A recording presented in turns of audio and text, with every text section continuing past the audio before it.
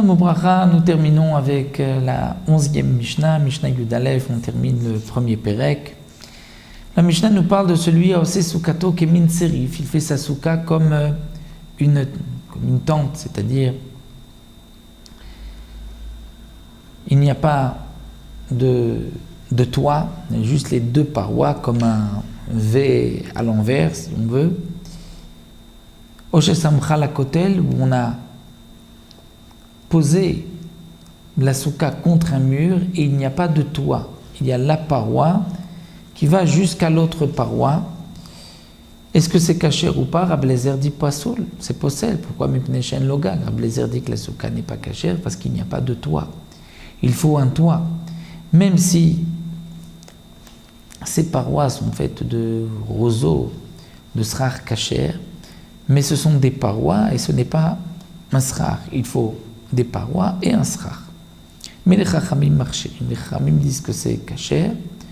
On peut considérer qu'on divise cette paroi en deux. Une partie, c'est la paroi, c'est le dauphin, et l'autre partie, c'est le toit. Pour Rabbi Eliezer, puisqu'on ne voit pas la différence, on ne peut pas la diviser en deux.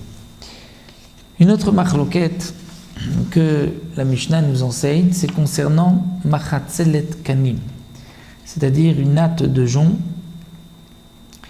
qui était à l'époque utilisée pour s'allonger, pour dormir.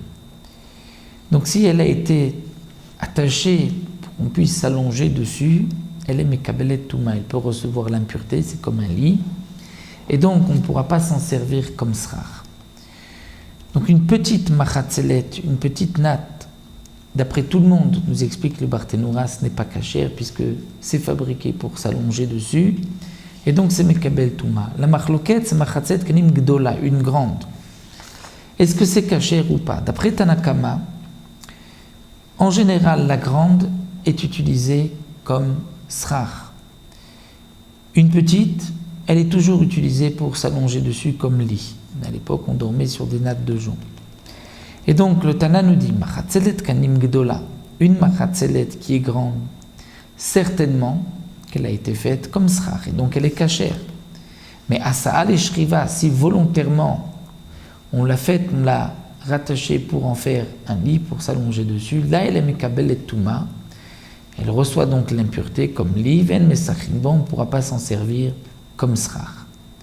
Si elle est petite, nous explique le Barthénoura, c'est-à-dire vélésikour, si c'est une petite qui généralement est faite pour s'allonger dessus, si malgré tout, lorsqu'on a attaché les roseaux, on a pensé les sirops s'en servir comme srar, alors mesachimba vena mekabel touma, on pourra s'en servir comme srar et elle n'est pas mekabel touma. Donc lorsqu'on achète des nattes de jonc, ce qui est important, c'est de savoir, même du roseau, de savoir pourquoi elle a été attachée. Est-ce que c'était pour s'allonger dessus ou comme srar? C'est pour s'allonger, c'est pas soul, comme srar, c'est cachère.